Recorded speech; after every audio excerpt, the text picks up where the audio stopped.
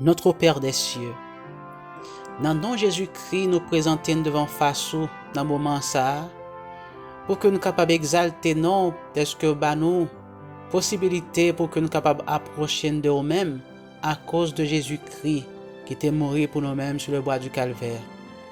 Merci pour l'espoir que nous pour péché nous capables de pardonner, pour l'espoir que nous pour que nous capables de sauver.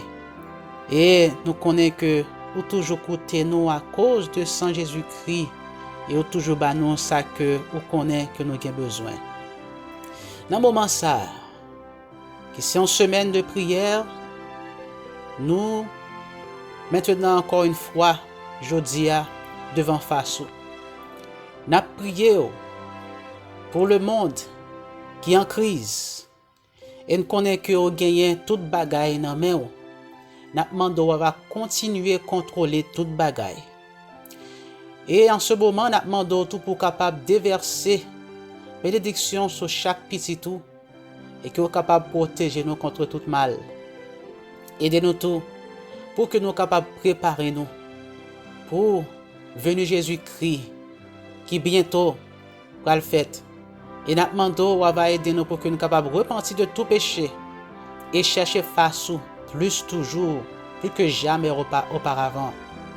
Nous demandons va aider chaque monde dans le moment ça qui a des difficultés, qui a des problèmes. Nous demandons va visiter chaque famille, visiter chaque mari, madame, et visiter chaque jeune et chaque petit monde qui a pleuvé dans une famille. Nous demandons va aider nous chaque. Assistez-nous parce que nous ne sommes pas capables de faire rien sans nous-mêmes. Nous demandons va écouter que nous. Nous demandons va diriger par nous et faire que cet esprit soit capable toujours là pour guider nous dans le chemin justice, dans le chemin la vérité. Nous demandons pour que vous capable d'aider nous de chaque jour, nous capables de fixer le regard sur Jésus-Christ et mettre l'esprit nous dans le bagaille qui est dans le ciel. Gardez-nous, Père. Bénis parole qui va le présenter dans le moment ça et fait que nous sommes capables de comprendre et répondre à l'appel. Nous ne connaissons pas bon, pas digne devant face, mais nous prions dans le nom de Jésus-Christ, lui qui vit et qui règne au siècle des siècles. Amen.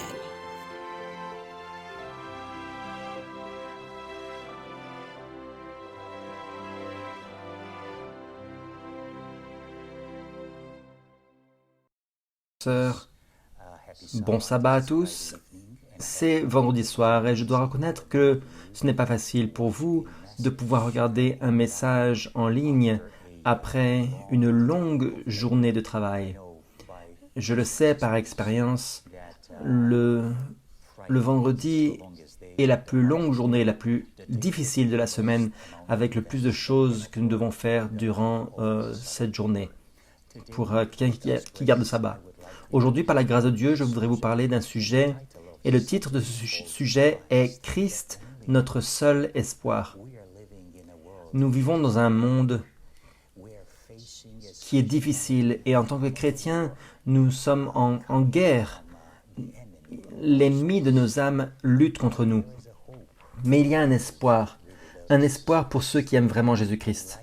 Je voudrais vous parler de la chose la plus importante, solennelle, le texte de l'Écriture le plus important que nous trouvons dans le livre de l'Apocalypse chapitre 22 au verset 11. Lisons, il est dit « Que celui qui est injuste soit encore injuste, que celui qui est souillé se souille encore, et que le juste pratique encore la justice, et que celui qui est saint se sanctifie encore. » Ce sont les paroles de Jésus-Christ qui seront prononcées très très rapidement. Nous ne savons pas quand le Seigneur Jésus-Christ prononcera ces paroles, mais il y aura un moment où le jugement investigatif se terminera. Il y a un moment où la grâce se terminera aussi. Il y aura un moment où la grâce de Dieu se terminera. Et ce sera le moment où la formation du caractère sera terminée pour toujours. Ce sera un moment très intéressant dans l'histoire de l'humanité, où le temps et le travail du salut pour la rédemption de l'humanité sera terminé dans le sanctuaire. Une personne sur... La plupart des gens disent « j'ai faim, j'ai soif, j'ai peur ». C'est le monde dans lequel nous vivons, frères et sœurs. Récemment, j'ai lu un passage dans les médias à propos d'un enseignant, d'un assistant, il disait qu'il assassinerait Jésus-Christ s'il pouvait avoir une machine à remonter le temps. Et il aurait assassiné Jésus avant même son baptême. Le moment est arrivé où, comme il dit dans Jean 6, verset 2, ceux qui vont vous tuer croiront rendre un culte à Dieu. Les Bibles sont brûlées dans les rues de l'Amérique. Le monde moderne a abandonné Jésus-Christ et sa parole. Et nous répétons l'histoire du peuple d'Israël. Lorsque Dieu dit « Si vous n'aimez pas mon gouvernement, vous n'aimez pas la parole de Dieu, si vous n'aimez pas la vérité, et si vous n'aimez pas être sujet de mon Fils Jésus-Christ, alors je vous donne la permission de vous comparer avec le monde, vivre sous le gouvernement du serpent. » Frères et sœurs, nous sommes ici. Il y a 7,5 milliards de personnes qui vivent sous la domination du serpent, qui vivent sous le gouvernement de l'ennemi, parce qu'ils rejettent la parole de Dieu, ils rejettent les Écritures. Et aujourd'hui, le monde a besoin d'un moment de méditation, un moment de réflexion, pour savoir si c'est mieux d'être dirigé par Dieu ou d'être sous le gouvernement du serpent. Et je vois déjà maintenant que nous avons un grand réveil dans le monde. Les gens vraiment sont intéressés et ils ont faim de la parole de Dieu. Nous vivons dans une époque où avoir une Bible à la maison peut consister en un crime.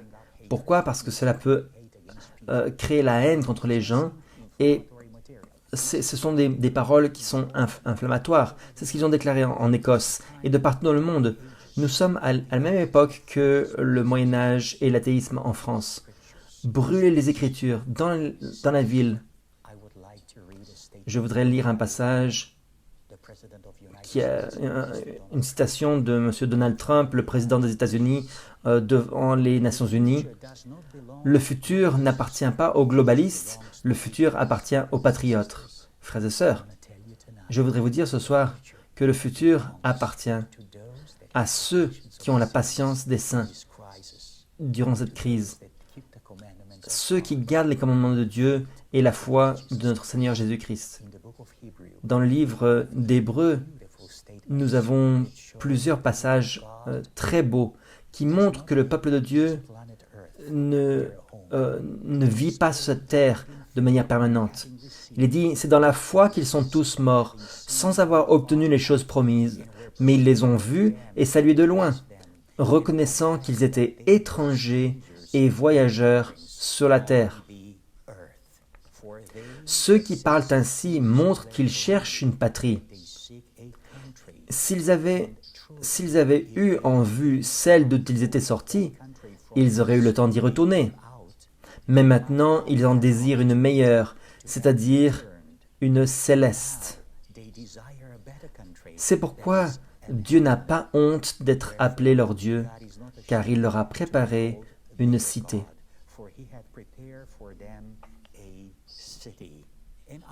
D'autres subirent les moqueries et le fouet, les chaînes et la prison.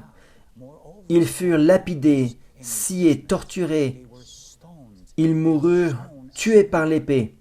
Ils allèrent çà et là, vêtus de peaux de brebis et de peaux de chèvre, dénués de tout, persécutés, maltraités. Eux dont le monde n'était pas digne, errant dans les déserts et les montagnes, dans les cavernes et les antres de la terre. Tout cela, à la fois desquels il a été rendu témoignage, n'ont pas obtenu ce qui leur était promis. Dieu ayant vu quelque chose de meilleur pour nous, afin qu'ils ne parvinssent pas sans nous à la perfection.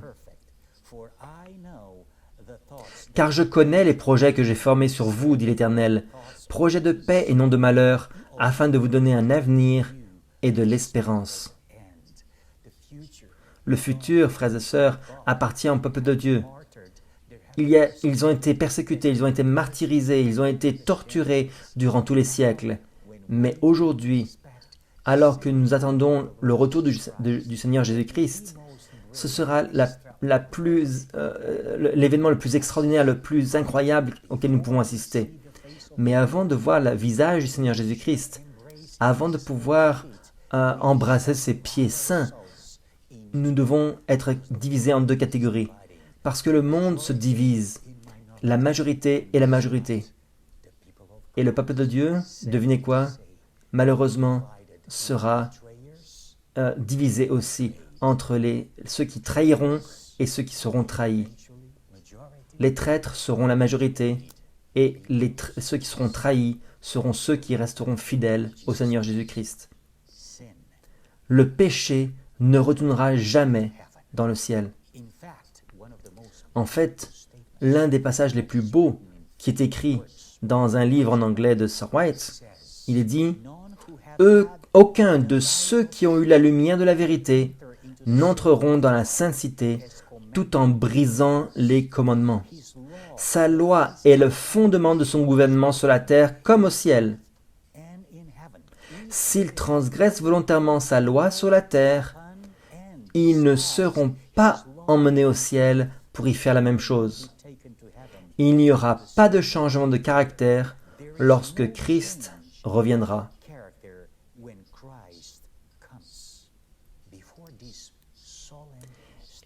Et avant ce passage très solennel, regardez ce qu'il est dit ici. « Misérable que je suis, qui me délivrera du corps de cette mort ?» Frères et sœurs, je crois que vous, moi, nous avons tous cette inquiétude. Qui nous délivrera du corps de cette mort? Il y a très longtemps, avant que l'apôtre Paul écrit cela, David avait écrit aussi cette même inquiétude.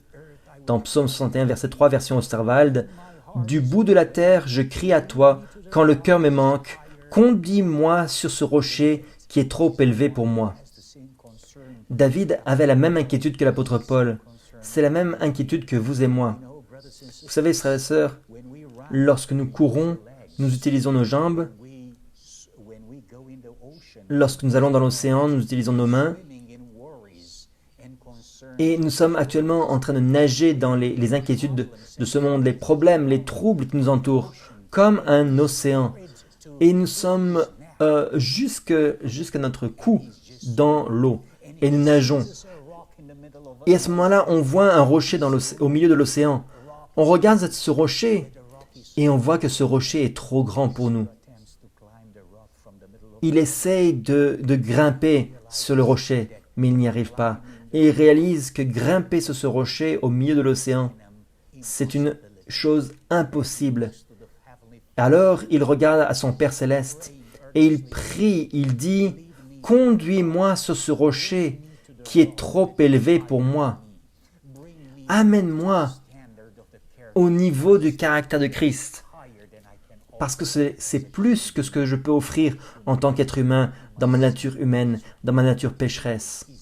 David supplie le Père céleste pour qu'il puisse le prendre sur ses épaules et pour qu'il l'amène tout en haut du rocher. Le rocher puissant qui est le rocher de tous les âges, qui est Jésus pour nous. J'essaie de voir le futur du peuple de Dieu. Que va-t-il se passer après le temps de trouble, une crise plus terrible encore que nous avons aujourd'hui? Je crois personnellement, je crois à cela. Je crois que nous avons à faire face à une crise qui n'a jamais encore été expérimentée par aucun être humain sur cette planète jusqu'à aujourd'hui. L'esprit de prophétie dans la tragédie des siècles, à la page 672, paragraphe 3, nous montre toutes les épreuves que nous allons devoir passer, par lesquelles nous devons passer. Est-ce que c'est ça notre première priorité? Sommes-nous inquiets par le fait de mourir ou pas? Il est dit, il en ira de même dans le temps de détresse. Alors, si le chrétien, déjà torturé par l'angoisse, voyait se dresser devant lui des péchés non confessés, il succomberait. Sa foi sombrerait et il n'aurait plus assez de confiance pour supplier Dieu de le délivrer. C'est notre inquiétude, notre angoisse. Lorsque nous aurons l'angoisse de Jacob, notre point principal, notre inquiétude principale, ce ne sera pas si nous allons vivre ou mourir, c'est s'il y aura encore un péché qui n'est pas confessé. Il dit, bien qu'entouré d'ennemis résolus à l'écraser, le peuple de Dieu ne sera pas inquiet à cause des persécutions. Il craindra de ne s'être pas repenti de tous ses péchés et de s'être privé, en raison de quelques fautes, du bénéfice de cette promesse du Seigneur. Tragédie des siècles, page 671, paragraphe 2.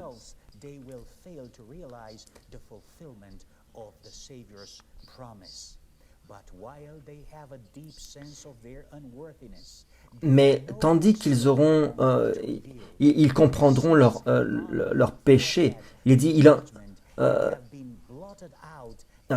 y a un passage ici qui n'est pas dans le livre.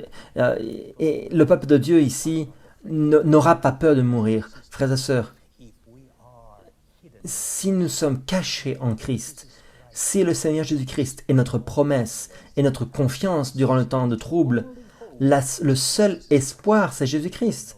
Nous n'avons aucune raison d'avoir peur de la mort.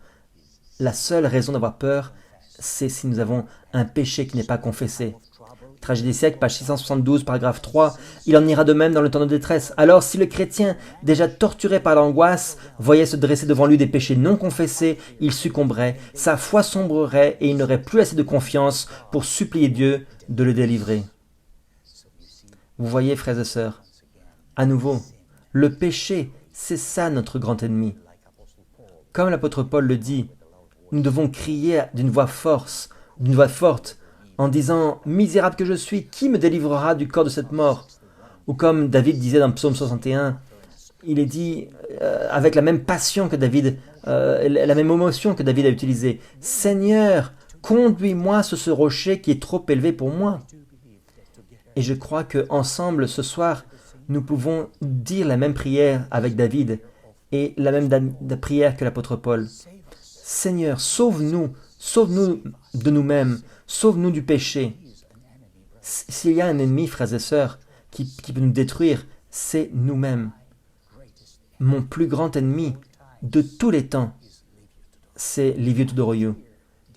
J'ai peur qu'avec ma propre force, je ne peux pas avoir la victoire sur cette bête. C'est pour ça que je dois prier avec vous. C'est pour ça que je dois prier avec le Seigneur, auprès du Seigneur Jésus-Christ pour dire « Seigneur, sauve-moi » malgré mes faiblesses, malgré mes infirmités, sauve-moi de moi-même. Dans le livre de l'Apocalypse, chapitre 22, verset 11, il est dit que celui qui est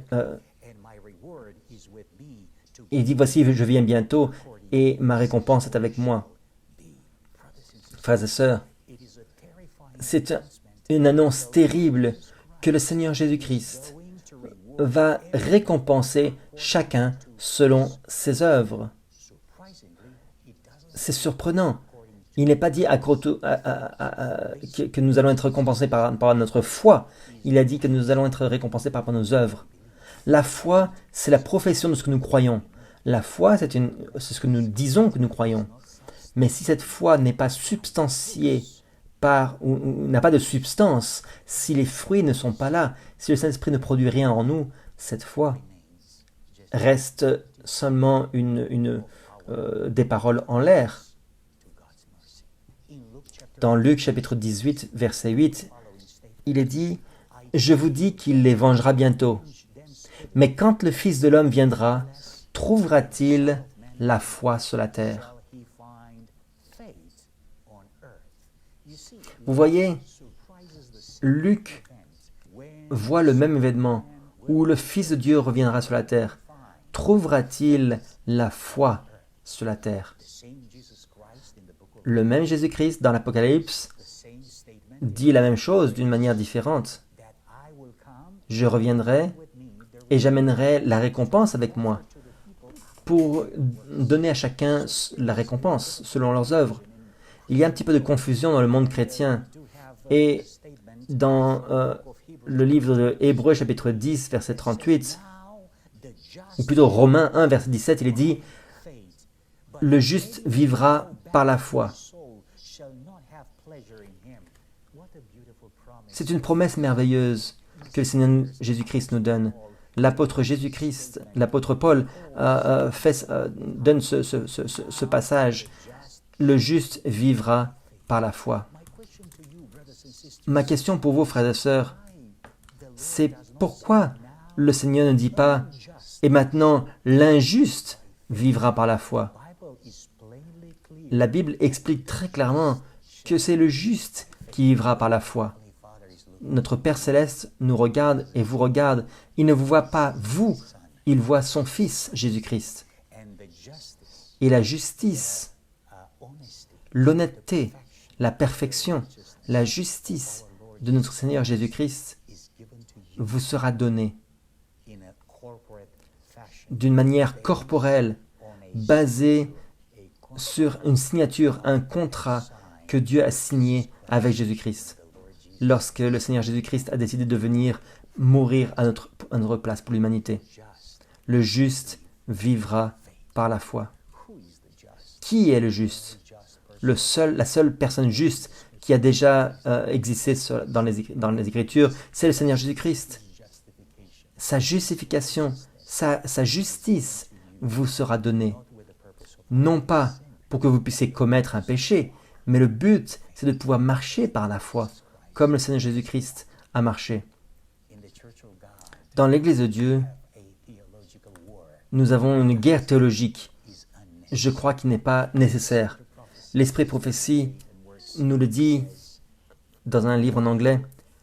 Tandis qu'une classe pervertit la doctrine de la justification par la foi et néglige d'obéir aux conditions, les autres ergotent sur des futilités et négligent les choses qui ont de la valeur, la miséricorde et l'amour de Dieu. Je crois qu'il est temps pour les libéraux et pour les légalistes dans l'Église de se réconcilier et arrêter la guerre au pied de la croix et d'aller dans le sanctuaire pour regarder Jésus-Christ dans les yeux, pour se frapper la poitrine et pour pleurer avec une voix forte comme le publicain dans le temple. Seigneur, sois miséricordieux envers moi. Sois miséricordieux envers moi, mon cher Seigneur. Au pied de la croix, nous pouvons vraiment comprendre la signification de la vie, une vie vécue avec Jésus-Christ, une vie vécue en prière et en supplication, avec une communion totale et absolue avec notre Saint-Père, par l'intercession du Saint-Esprit et de Jésus-Christ dans le sanctuaire.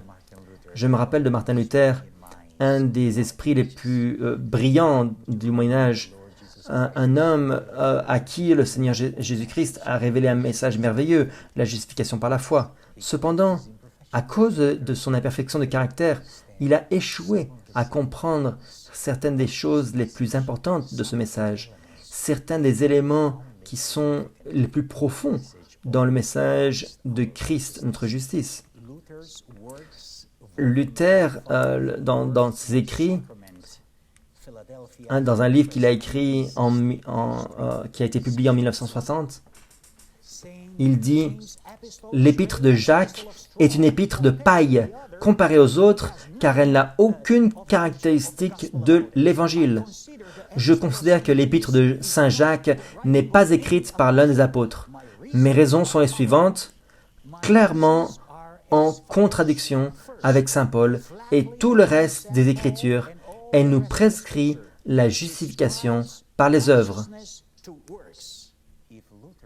Si Luther, le plus grand réformateur du Moyen-Âge, n'avait pas compris l'œuvre de la justification et de la sanctification, comment nous, qui sommes pauvres et misérables comme vous et moi, pouvons-nous comprendre complètement la réconciliation de ce merveilleux concept?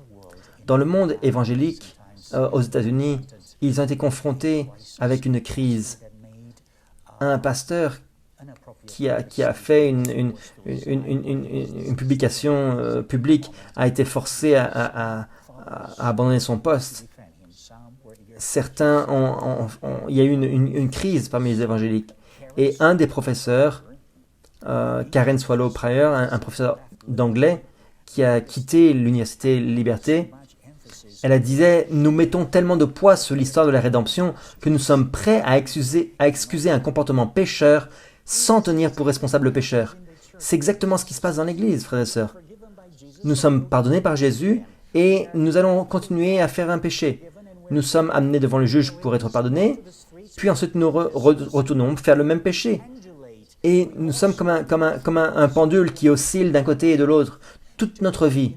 Aujourd'hui, à Portland, à Seattle, à Chicago et dans d'autres grandes villes, aujourd'hui, dans ces grandes villes, la police arrête des gens qui font des mauvaises choses, soit parce qu'ils manifestent violemment, soit parce qu'ils brûlent des bâtiments, soit parce qu'ils attaquent des personnes innocentes dans les rues, ou bien ils volent et ils cambriolent les magasins.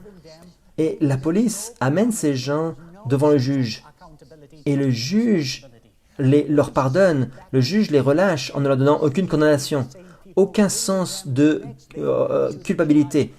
Et la police retourne le jour suivant et ils font face aux mêmes personnes. Ils le ramènent devant le juge à nouveau et vous avez à nouveau un cercle vicieux. Vous voyez que notre société est très faible.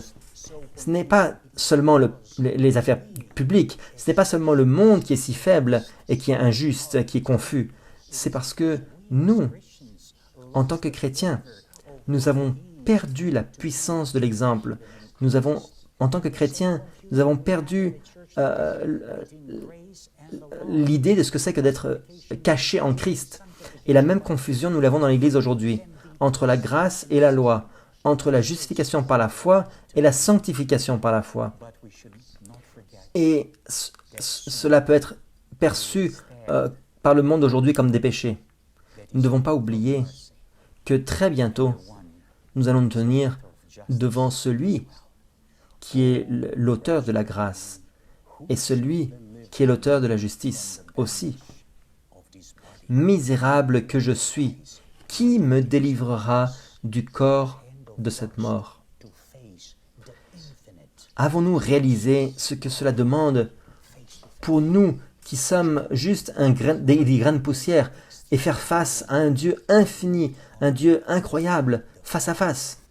Job, l'un des hommes les plus extraordinaires qui a vécu sur la terre, le père de la patience, lorsqu'il a vu Jésus, son Créateur, dans Job 42, verset 6, il disait « C'est pourquoi je me repens sur la poussière et sur la cendre.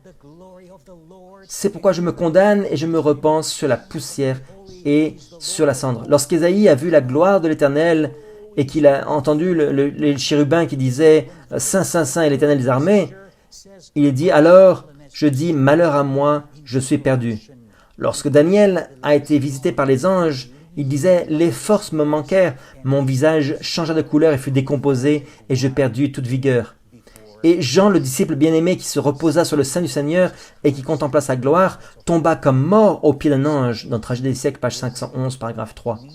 Voir le Seigneur Jésus-Christ qui va descendre du ciel, face à face, ce sera pour vous et pour moi, pour chacun d'entre nous, soit l'événement le plus merveilleux, soit l'événement le plus merveilleux de notre vie, soit la chose la plus horrible, rencontrer la divinité face à face avec Jésus, si je n'ai pas mon vêtement de justice, si je n'ai pas l'or éprouvé par le feu, et si je n'ai pas le Saint-Esprit qui a oint mes yeux pour que je puisse voir la réalité à propos de mon caractère, à propos de la société, et la réalité à propos de ce Dieu incroyable.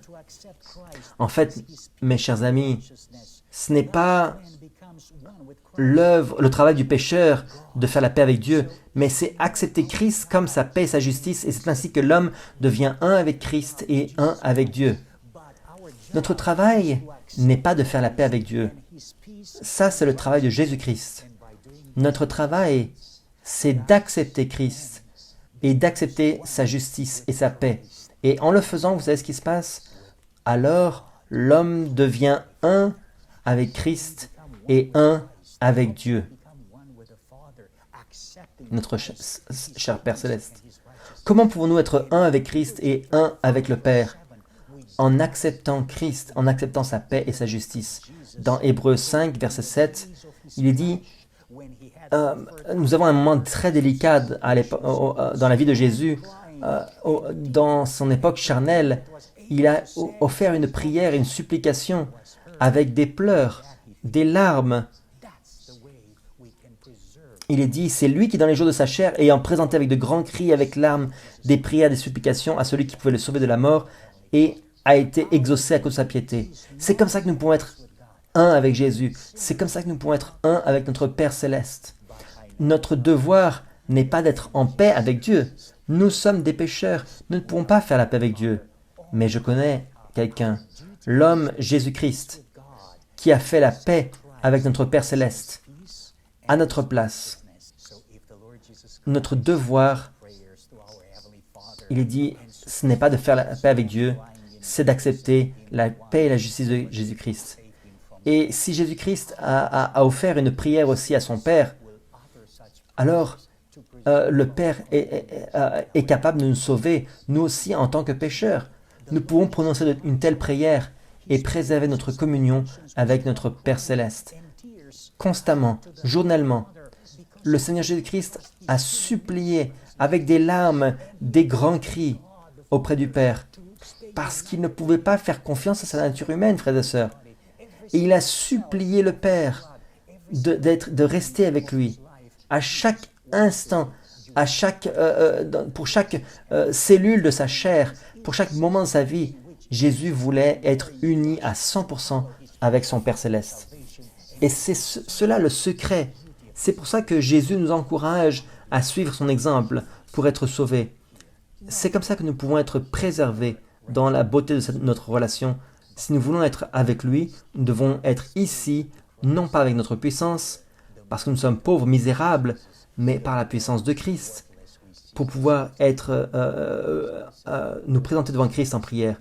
Plus nous prions avec Jésus-Christ, plus nous nous voyons comme des êtres indignes, plus nous perdons en Jésus-Christ par la prière, plus nous voyons la beauté de son caractère. Et nous allons avoir le désir d'être comme lui en caractère. L'Esprit Prophétie a un message d'encouragement pour nous en temps de crise. Elle dit, ne pensez pas qu'il y aura un temps futur qui viendra où vous devrez être crucifiés. Ce moment, c'est maintenant. Chaque jour, chaque heure, le moi doit mourir, le moi doit être crucifié, et alors, lorsque le test viendra vraiment sur le peuple de Dieu, les bras compatissants seront autour de vous. Mes chers frères et sœurs, le Seigneur Jésus-Christ nous dit, à travers l'Esprit de prophétie, que n'ayez pas peur d'être torturé un jour pour Christ. Vous devez être crucifié chaque jour dès maintenant. Et ce temps futur, laissez-le à Dieu. Dieu va chercher une opportunité de pouvoir vous montrer et vous prouver qu'il est un Dieu d'amour, un Dieu de miséricorde, un Dieu qui va vous élever dans les vagues de la victoire pour toujours et pour toujours. Amen. Dans Jésus-Christ, page 289, il dit « Le Seigneur ne peut rien faire pour le salut d'un homme avant que, convaincu de sa propre faiblesse et dépouillé de sa propre justice, il ne se soit volontairement soumis à l'influence divine. » Vous savez, frères et sœurs, j'arrive à la fin de mon sujet et je voudrais vous dire quelques petites choses. Il dit « Celui qui n'apprécie pas l'amour de Dieu et qui ne se laisse pas fléchir et subjuguer par ce principe immuable est définitivement perdu. Le Seigneur ne peut en donner une manifestation plus grande que celle qui nous a été accordée. Le cœur qui reste insensible à cet amour devient absolument inaccessible. » Dans les paraboles de Jésus, page 200, paragraphe 1. Si nous ne changeons pas dans notre vie, lorsque nous voyons le Seigneur Jésus-Christ, nous ne changerons pas non plus et nous serons perdus. Il dit, ils doivent faire le premier pas, pour que Christ puisse être le médiateur. Il est vrai qu'il doit y avoir la repentance avant d'être pardonné, mais le pécheur doit venir à Christ avant de trouver cette repentance. C'est la vertu de Christ qui fortifie et illumine l'âme, afin que la repentance vienne de Dieu et soit acceptable. La repentance est certainement un don de Jésus-Christ, de la même manière que l'est le pardon des péchés. Qu'est-ce que l'Esprit de prophétie nous dit? Si vous vous repentez, en réalité, ce n'est pas vous. Ce don de la repentance vous est donné par Jésus-Christ. C'est le Seigneur Jésus-Christ. C'est lui qui produit la repentance en vous. C'est lui l'auteur de votre repentance, de vos regrets, de vos remords pour le péché que vous avez commis. Il dit, nous ne pouvons pas expérimenter la repentance sans Christ, car c'est lui l'auteur de cette repentance et c'est ce qui sert de soutien à notre demande de pardon. La repentance, il dit, c'est à travers l'œuvre du Saint-Esprit que les hommes sont amenés à la repentance. C'est à travers Christ que la grâce de la contrition vient, ainsi que le don du pardon. Le seul espoir pour nous, frères et sœurs, de pouvoir conquérir le péché, c'est le Seigneur Jésus-Christ. C'est lui qui produit la repentance. C'est lui qui produit la conversion. C'est lui qui produit le changement dans notre vie. Et ce que nous avons faire, c'est de nous mettre en prière. Ma question pour vous et moi, c'est combien de temps passez-vous sur Facebook? Est-ce que ce temps que vous passez sur Facebook est égal au temps que vous passez en prière, à genoux, la nuit? Est-ce que votre temps sur Facebook égale le temps que vous priez, que vous passez en prière? Ou bien le temps que vous passez à regarder la télévision ou sur votre téléphone ou parler au téléphone avec vos amis? Le péché est notre plus grand ennemi. Nous sommes dans une guerre contre le péché. Et le péché lutte contre nous. Le moi, c'est notre plus grand ennemi. Nous devons lutter contre ce moi. Mais comment? Grâce à Jésus. Christ est notre seul espoir. Il y a 35 ans, lorsque je suis venu au Seigneur, j'ai eu un rêve. C'est comme si c'était hier. J'ai rêvé que c'était la fin du monde. Et tout le monde était amené au jugement. Il y avait une grande table immense qui était couverte d'un linge blanc. Des milliers de personnes venaient devant cette table blanche avec un agneau dans leurs mains. Je n'avais jamais vu durant ma vie autant d'agneaux et autant de personnes. C'était le jour du jugement. Et chaque personne déposait son agneau, passait sous la table qui était recouverte d'un lin blanc et ensuite devait ressortir. Et tandis qu'il voyait cet agneau, le signe était le suivant. Si l'agneau passait sous la table, ou sautait sous la table pour prendre un morceau de pain de la Sainte Seine, à chaque 2 mètres, il y avait une assiette de la communion. J'ai vu beaucoup d'agneaux qui passaient sous la table et qui n'essayaient même pas de manger le morceau de pain. Beaucoup de personnes étaient tristes, beaucoup de gens pleuraient et criaient. Ils avaient des agneaux de différentes tailles, des gros agneaux, des petits agneaux, et ils disaient « Je suis perdu, je suis perdu ». Et tandis que je regardais ces péchés, le moment est venu où, dans mon rêve, j'ai entendu la voix de mon Père Céleste qui disait « C'est ton tour ». Et d'un seul coup, de nulle part, j'ai reçu un petit agneau, un tout petit agneau dans mes bras. Mon agneau était si petit. Et j'ai entendu la voix de Dieu dans le ciel qui m'a dit « Lâche cet agneau ». Et je suppliais le Père en prière. Je disais « Seigneur, mais mon agneau est trop petit ».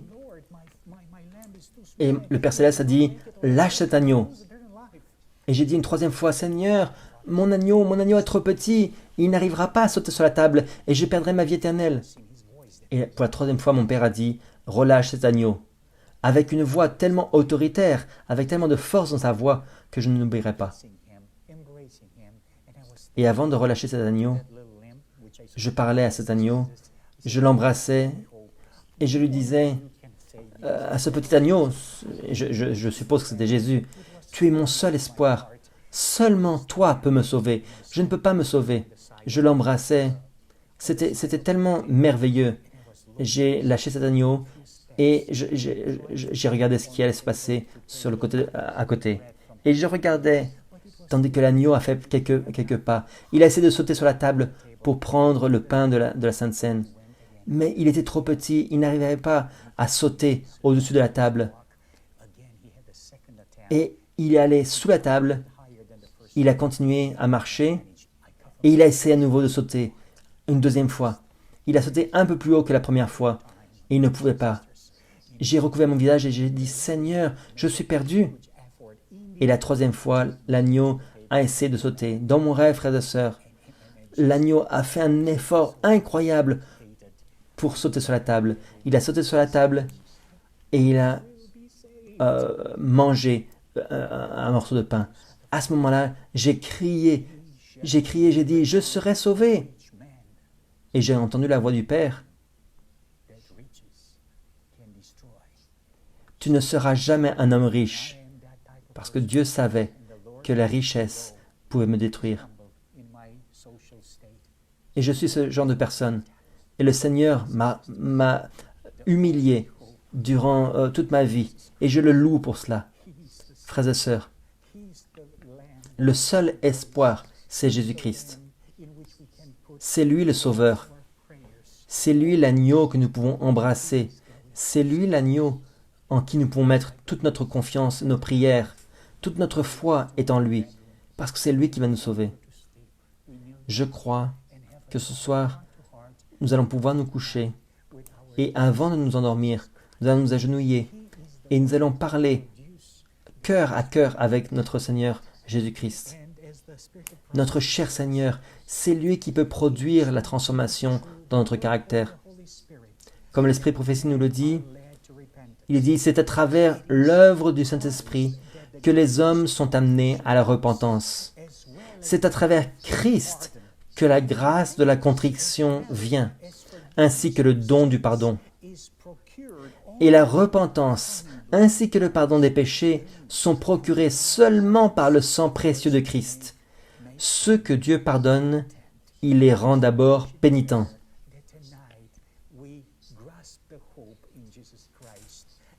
C'est mon vœu et ma prière, que ce soir, nous pouvons nous saisir de l'espoir en Jésus-Christ, qu'il est le seul sauveur, il est le seul ami qui peut nous aider, qui peut nous permettre, nous convaincre de gagner la guerre contre le péché.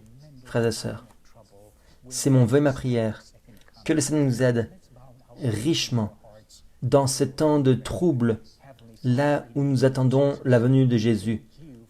Nous allons prier au nom du Seigneur Jésus-Christ. Père Céleste, au nom de Jésus, nous te remercions infiniment pour Jésus-Christ, ton Fils.